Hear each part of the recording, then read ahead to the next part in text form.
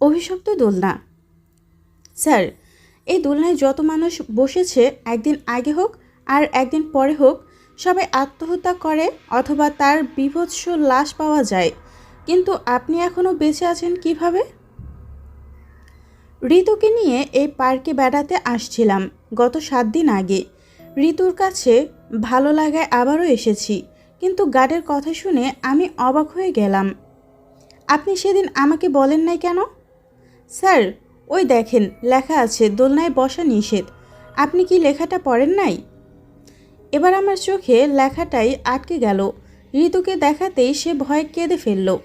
Guard আমাকে আবারও সাবধান করে দিয়ে বলল, স্যার সাবধানে থাকবেন। আপা, স্যারকে দেখে রাখবেন, কখন কি করে বসবে সে নিজেও জানে না। আমি আরেকটু বিস্তারিত শুনতে যাব, কিন্তু তার আগে তার বড় কারো ডাক সে চলে গেল। ঋতু আমাকে ধরে বলল, এখানে আর এক মুহূর্ত না, চলো বাড়িতে চলো। গার্ডের কথার সাথে আমার 1 সপ্তাহের এক্সপিরিয়েন্স মেলানোর চেষ্টা করলাম। হ্যাঁ, এই 1 সপ্তাহে আমার সাথে অনেক কিছুই হয়েছে, যেটাকে বলা হয় প্যারানর্মাল অ্যাক্টিভিটি। আমি ঘুমের মাঝে স্বপ্নে শুধু দোলনাটাই ছবি দেখছি, কিন্তু শুধু দোলনা দেখিনি, দোলনাতে একটা নারী বসে থাকে।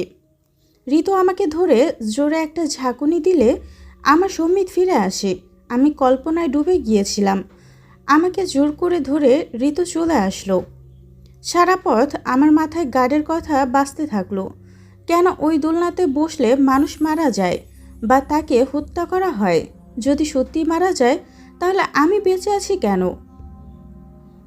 ঋতু মেয়েটাও কেমন, গার্ডের থেকে ওই কথা শুনে কান্না শুরু করেছে, তো থামার নাম নেই।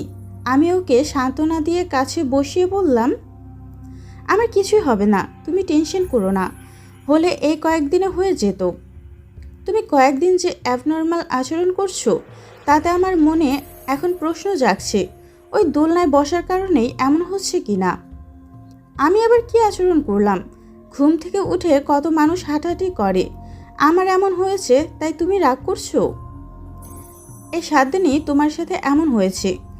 ঋতুকে রেখে আমি পাশের রুমে গিয়ে দরজা আটকিয়ে দিলাম। দরজার ওপাশে কিছুক্ষণ লাথিগুঁতো দিয়ে দরজা খুলতে বলে ঋতু চুপ হয়ে গেল। প্রতি রাতে আমি স্বপ্নে দেখেছি আমি পার্কের ওই দোলনাটায় বসে আছি, আমার সাথে একটা মেয়ে বসা। মেয়েটার সাথে আমি অনেক গল্প করছি, কিন্তু মেয়েটাকে চিনতে পারছি না। স্বপ্নটা একদিন দেখলে স্বাভাবিক বলে মনে হতো, কিন্তু প্রতিদিন একই স্বপ্ন কেন? সিদ্ধান্ত নিলাম সমস্যাটার সমাধান আমাকে করতে হবে। রাতে ঘুমানোর সময় দেখি জানালা খোলা। জানালা আটকাতে গিয়ে দেখি একটা বাচ্চা ছেলে জানালার গ্রিল ধরে দাঁড়িয়ে আছে। আমাকে দেখে একটা মুচকি হাসি দিয়ে বলল, ভয় পান না আমাকে দেখে? তুমি কে? আমার কথার উত্তর না দিয়ে বাচ্চাটা দৌড় দিল। হঠাৎ আমার মনে হলো আমি তো 7 তলার উপরে, তাহলে এখানে বাচ্চা কিভাবে আসবে? কি হচ্ছে এসব? আমি অনেক সাহস নিয়ে জানালা দিয়ে নিচে তাকালাম। নিচের ফ্লোরের আলোতেও কাউকে দেখা যাচ্ছে না। তাহলে এটা কি আমার হ্যালোসিনেশন? জানালা আটকিয়ে বিছানায় গা এলিয়ে দিলাম। প্রচণ্ড টেনশন আর শরীরের উপর চাপ থাকায় খুব তাড়াতাড়ি ঘুমিয়ে গেলাম, কিন্তু ঘুম ভাঙলো সেই আগের স্বপ্ন দেখে। কিন্তু আজ মেয়েটা আমার সাথে কথা বলছে সেটা বুঝতে পেরেছি।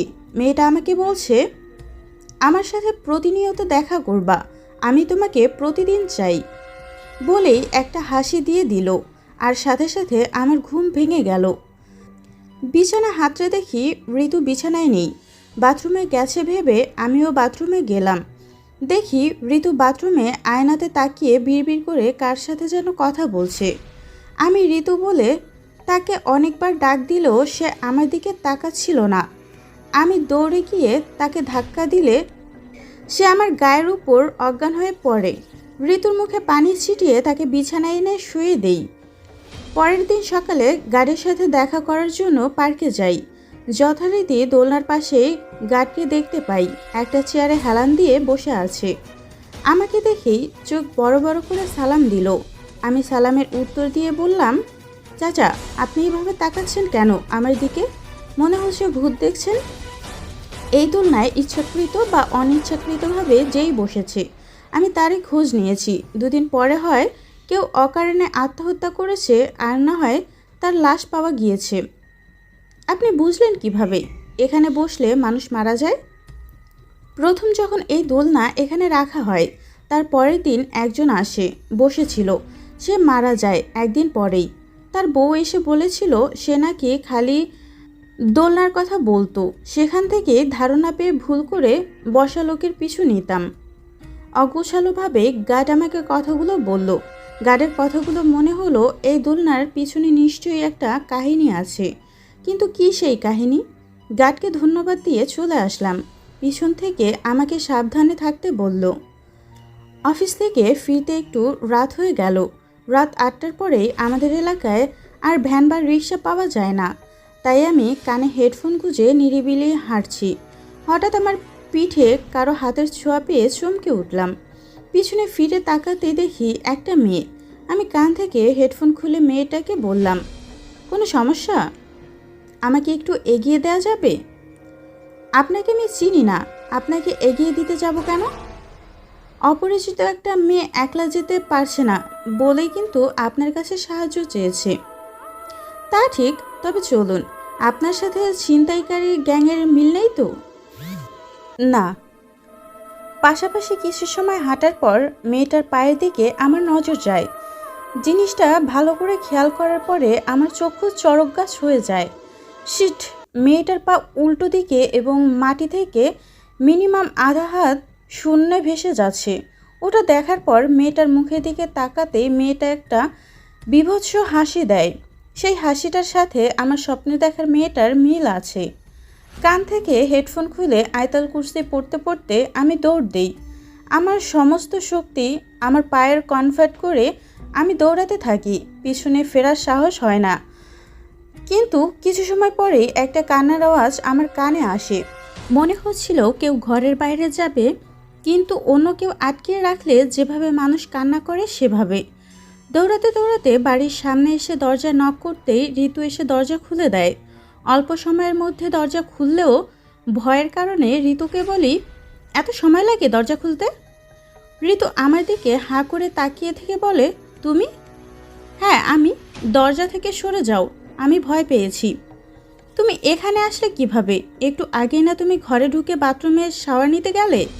মানে মানে তুমি তো কিছু সময় আগে বাড়িতে এসেছো, আমার সাথে কথা বললে না, রাগে গজগজ করতে করতে বাথরুমে গেলে। ঋতু, তোমার মাথা ঠিক আছে? আমি মাত্রই আসলাম। ঋতু ভয়ে এসে আমাকে জড়িয়ে ধরে বলল, আমি আর রুমে যাচ্ছি না। আমি অভয় দিয়ে তাকে রুমে নিয়ে গেলাম। সমস্ত রুম, বাথরুম, রান্নাঘর চেক করেও অন্য কারো উপস্থিতি পেলাম না। রাতে খাওয়া দাওয়া শেষ করে ঋতুকে ঘুমিয়ে যেতে বললাম, কিন্তু বেচারির মনে একটা ভয়, গার্ডের কথা মতো আমি যদি নিজের কিছু করে ফেলি, তাই সে আমাকে একা থাকতে দিবে না। বাধ্য হয়ে বিছানায় তার সাথে বসে থাকলাম। ঋতু ঘুমিয়ে গেলে ল্যাপটপটা অন করে ইভানা পার্কের বিস্তারিত কিছু তথ্য জানার জন্য গুগলে ঢুকলাম। কিছু সময় ঘাটাঘাটি করার পর দোলনার ছবি পেলাম। হ্যাঁ, এটা সেই দোলনা। দোলনাটা এসেছে কোথা থেকে বা কেন এখানে সেটা জানার জন্য ঢুকতে যাব, তখনই দোলনা দুললে যে শব্দ হয় সে শব্দ আমার কানে আসলো। জানালার ওপাশ থেকে শব্দটা আসছে। আমি বিছানা থেকে উঠে জানালার কাছে যেতেই দেখি একটা দোলনা আমার জানালার সোজা দুলছে, আর দোলনায় বসে আছে একটা মেয়ে, যার সাথে আমার আজ রাতে দেখা হয়েছিল। আমার চোখে চোখ পড়তেই মেয়েটা অদ্ভুত একটা হাসি দিল, যেই হাসি আমার কানে বারবার বাজছিল। ঋতুকে ডেকে দেখালে মেয়েটা ভয় পাবে, সেজন্য আমি তাকে ডাকলাম না। মোবাইলের ফ্ল্যাশ অন করার জন্য মোবাইলের দিকে তাকিয়ে আবার জানালার দিকে তাকাতেই দেখি কোনো কিছু জানালার বাইরে নেই। তাহলে এত সময় আমি কি দেখলাম? এটা কি ভ্রম ছিল? মোবাইলে ফ্ল্যাশ জ্বালিয়ে জানালার বাইরে অনেকক্ষণ খোঁজাখুঁজি করেও দোলনা ও মেয়েটাকে পেলাম না। মনের ভুল ভেবে শুয়ে পড়লাম। অন্ধকার রুমে আমি স্পষ্ট টের পেলাম অন্য কারো উপস্থিতি এ রুমে বিদ্যমান। আমি সেটা নিয়ে মাথা না ঘামিয়ে ঘুমের দেশে যাওয়ার চেষ্টা করলাম। সেম স্বপ্ন, কিন্তু স্বপ্নের মাঝে মেয়েটি চিৎকার করে আমাকে বলছে, তোমাকে আগেই মেরে ফেলতাম, কিন্তু তোর সাথে কে যেন আছে যে আমাকে বারবার তোকে হত্যা করতে ও পজেস্ট করতে বাধা দিচ্ছে। কথাটা শুনে আমার ঘুম ভেঙে গেল। আমি বিছানার উপর বসে পড়লাম। ঋতু এখনও বিভোরে ঘুমাচ্ছে। সে রাতে আর ঘুম হলো না। ফজরের নামাজের অপেক্ষায় বসে থাকলাম। আমার কোনো কিছুতে মন বসছিল না। গার্ডের কথা সত্য হলে দোলনার সাথে আমার জীবন মৃত্যুর সম্পর্ক জড়িয়ে রয়েছে। এর পিছনের রহস্য আমাকে বের করতেই হবে। কিভাবে জানবো? মাথায় বুদ্ধি আসলো। পার্কের মালিকের সাথে দেখা করলে মন্দ হয় না। অফিসে দরখাস্ত পাঠালাম, আমি অসুস্থ, ছুটি নিলাম যতদিন সুস্থ না হই। একবার অন্তত ভালোভাবে ঘটনার সূত্রপাত বের করা যাবে। সকাল সকাল পার্কে গেলাম। যথারীতি গার্ড দোলনার পাশে ঘোরাফেরা করছে। আমাকে দেখে নিচে থেকে এগিয়ে আসলো। স্যার, কোনো সমস্যা? আপনি কি জানেন এই দোলনাটা কোথা থেকে আনা হয়েছিল? তা তো জানি না স্যার। আমাকে চাকরিটা দেয়াই হয়েছে পার্কটা কমপ্লিট হওয়ার পর। আমি এসে দেখছি পার্কের এই সাইডে দোলনা। কেউ জানে এই বিষয়ে কিছু? স্যার, একটা লোক জানতে পারে, আমাদের বড় স্যারের ম্যানেজার। তিনি সব কেনাকাটা করেছিল। ম্যানেজারের নাম্বার বা বাসার ঠিকানা দিতে পারবেন? নাম্বার তো নাই স্যার, সপ্তাহে 2-1 দিন আসে। ওই অফিসে যোগাযোগ করলে পাওয়া যেতে পারে। আমাকে একটা অফিসের রুমে নিয়ে গেল গার্ড। তার পিছু পিছু গিয়ে পার্কের ম্যানেজারের কাছ থেকে পার্কের মালিকের ম্যানেজারের নাম্বার নিলাম। পার্ক থেকে বের হয়ে কিছুটা পথ চলে এসেছি। গার্ড পিছন থেকে আমাকে ডাক দিয়ে বলল, স্যার। স্যার, আপনার নাম্বারটা দেন তো। আমার নাম্বার কি করবা? কিছু জানলে আমাকে জানাবেন। আমি এই বাজে দোলনার কাছে আর থাকতে চাই না। পেটের দায়ে চাকরি করি, নাই কবে এখান থেকে চলে যেতাম। কেন চাচা? আর বলবেন না। প্রায় রাতে দোলনা থেকে একটা হাসির আওয়াজ আসে, আবার মুহূর্তের মধ্যেই কান্নার আওয়াজ শোনা যায়। আমি তখন ওই দিকটাতে চলে যাই। আমার ভয় লাগে মাঝে মাঝে। আমি একটা মেয়ের নিয়মিত রাতে এখানে এসে দোলনায় বসে থাকি। প্রথমে মনে করেছিলাম অবৈধভাবে কেউ হয়তোবা ভিতরে প্রবেশ করে, তাকে বারণ করে দিয়ে আসি। কিন্তু মেয়েটা চোখের পলকেই উধাও হয়ে যায়। আপনি একদিনও ধরতে পারেননি তাকে? না, বললাম না, চোখের পলক পড়তে যে সময় লাগে তার উধাও হতেও সে সময় লাগে না। আমিও একটা মেয়েকে দেখি চাচা, সাদা একটা সালোয়ার পরা থাকে, চুলগুলো সামনের দিকে দিয়ে সেও হাসে। সে এক ভয়ঙ্কর হাসি চাচা। হ্যাঁ স্যার, সাদা সালোয়ার পরা থাকে। চাচা, আজ আসি। ভুল করে দোলনায় বসার কারণে আমার জীবনটা দুর্বিষহ হয়ে গেছে। এর সমাধান আমাকে করতেই হবে। ঠিক আছে স্যার, সাবধানে থাকবেন। একটা কথা স্যার, আপনার ভেতরে কোনো ভালো শক্তি আছে মনে হয়, নাইলে এতদিন বেঁচে থাকলেন কিভাবে? কি জানি চাচা। চাচাকে বিদায় দিয়ে একটা নিরিবিলি পুকুর ধারে গিয়ে বসলাম। উপজেলার পুকুর অনেক বড়, চারিদিকে বসার জন্য বেঞ্চ সিস্টেম করা। আমি একটা বেঞ্চে গিয়ে বসলাম। বসে ম্যানেজারের নাম্বারে ফোন দিলাম, কিন্তু ভাগ্য খারাপ থাকলে যা হয় আর কি, নাম্বার বন্ধ। অনেক আশা নিয়ে একটা নাম্বার বের করলাম, তাও বন্ধ। তাহলে ম্যানেজারের সাথে দেখা করব কিভাবে? বাড়ি থেকে ঋতু ফোন দিল, তার নাকি বাড়িতে আনিজি লাগছে। আমাকে তাড়াতাড়ি বাড়িতে চলে যেতে বলল। বুঝলাম কিছু একটা হয়েছে। আমি বাড়িতে গিয়ে দেখি ঋতু রুমের বাইরে দাঁড়িয়ে আছে, ওর সারা শরীর ঘেমে নিয়ে আছে। আমাকে দেখে দৌড়ে এসে বলল, রুমের ভেতরে কারা যেন হাঁটাহাঁটি করছে। আমি ছাড়া রুমে আরও কেউ আছে। কি বলো? ঠিকই বলি, তুমি চলো রুমে। রুমে গিয়ে দুজনের চোখ কপালে উঠে গেল। একই অবস্থা রুমের। সারা রুমের অবস্থা শোচনীয়, বিছানার বালিশ সব ফ্লোরে। এগুলো কিভাবে হলো ঋতু? আমি তো ভয়ে বাইরে চলে গিয়েছিলাম, কিভাবে হয়েছে জানি না। কিছু একটা সমস্যা তো হয়েছেই আমাদের সাথে, যা আস্তে আস্তে ভয়াবহ রূপ ধারণ করছে। ঋতু কিছু না বলে শুধু কান্না করতে থাকলো। সিদ্ধান্ত নিলাম ওকে ওর বাবার বাড়ি পাঠিয়ে দিব, কিন্তু সে যাবে না। পতিভক্ত কোনো নারী স্বামীর বিপদে ঘর থেকে বের হয় না, তার জীবন চলে গেলেও না, সে আমাকে ছেড়ে গেল না। দিন শেষে রাতের আধারে ঋতু আমাকে নিয়ে বাইরে বসে থাকলো। সে ভয়ে রুমে যেতে চাচ্ছিল না। কেমন যেন একটা গুমট পরিবেশ। মনে হচ্ছিল প্রকৃতির একটা শোকে পড়ে গেছে।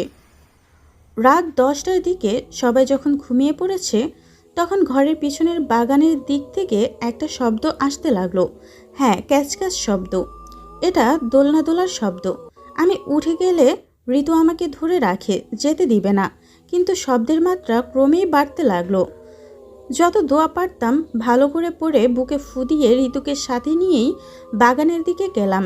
বাগান থেকে রজনীগন্ধার তীব্র একটা গন্ধ নাকে আসছে। নতুন ফুলের সুবাস সেটা, সাথে ক্যাচক্যাচ শব্দ পরিবেশটাকে আরও ভারী করে তুলছে।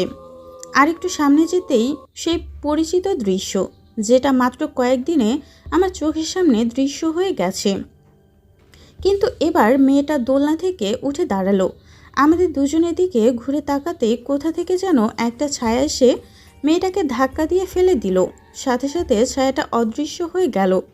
বাতাস থেকে একটা শব্দ আমার কানে ভেসে আসছিল, সেটা হলো, আমি থাকতে তোর কিছুই হবে না, আমি তোর পাশেই আছি। ঋতু এসব দেখে সেন্সলেস হয়ে গেল। ফোন করে শাকিলকে ডেকে আনলাম এত রাতে ওই পারে আমাকে সাহায্য করতে। সেই রাতটা কোনোভাবে পার করলাম। রাতে ঘুম হয়নি। কানে শুধু একটা আওয়াজ ভেসেছে, সেটা হলো, আমি থাকতে তোর কিছুই হবে না, আমি তোর পাশে আছি। কে এই অদৃশ্য শব্দের কথক? একটা স্যালাইন দেওয়ার ব্যবস্থা করলাম ঋতুর জন্য। তার শরীর যথেষ্ট খারাপের দিকে। তাকে স্যালাইন দিয়ে আমি পাশের রুমে গিয়ে একটু ঘুমানোর চেষ্টা করলাম। হঠাৎ শাকিলের ধাক্কায় আমার ঘুম ভাঙল। কী রে রাশেদ, কার সাথে এভাবে কথা বলছিলি? কই না তো, আমি স্পষ্ট শুনেছি তুই ঘুমের মধ্যে কারোর সাথে কথা বলছিলিস। না, হয়তোবা টেনশন বেশি হয়ে যাচ্ছে তাই। আচ্ছা, ফ্রেশ হয়ে নে, তোর ফোনে কে যেন ফোন দিচ্ছে, ধর কথা বল। ফোনটা হাতে নিয়ে দেখি একটা অপরিচিত নাম্বার থেকে অসংখ্য কল এসেছে। ফোন ব্যাক করতেই ওপাশ থেকে বলে উঠল, স্যার আসসালামু আলাইকুম। ওয়ালাইকুম আসসালাম। কে? স্যার, আমি পার্কের গার্ড। ও, কি হয়েছে? স্যার, আপনার মতোই ভুল করে একজন দোলনায় ভুল করে বসেছিল। আমি তাকে সাবধান করে দিয়েছি, কিন্তু তবুও আমি আজ তাকে ফলো করে দেখতে চাই সে কি করে। আচ্ছা, আমি আসছি। বাড়িতে কোনো মতে ম্যানেজ করে গার্ডের সাথে দেখা করতে গেলাম।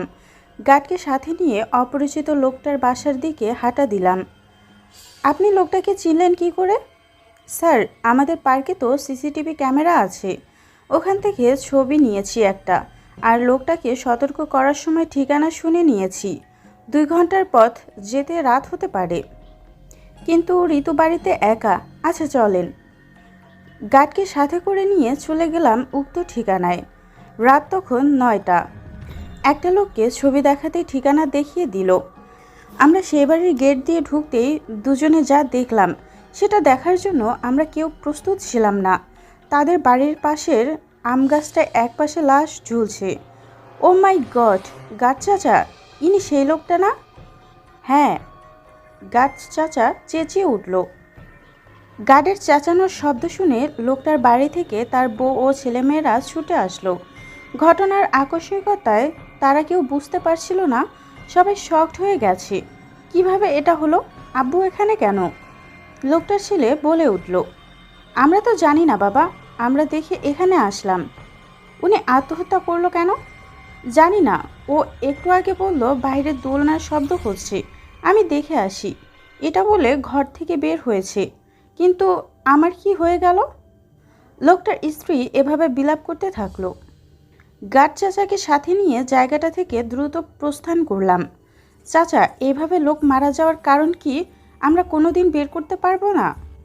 ধৈর্য ধরেন স্যার। আচ্ছা, এক কাজ করলে কেমন হয়? আপনাদের ম্যানেজারের বাড়ি চলে গেলে কেমন হয়? স্যার, বড় স্যার শুনলে রাগ করবে। আরে টের পাবে না, আপনি বাইরে থাকবেন। আচ্ছা চলেন। স্যারের বাসা শহরের শেষ প্রান্তে।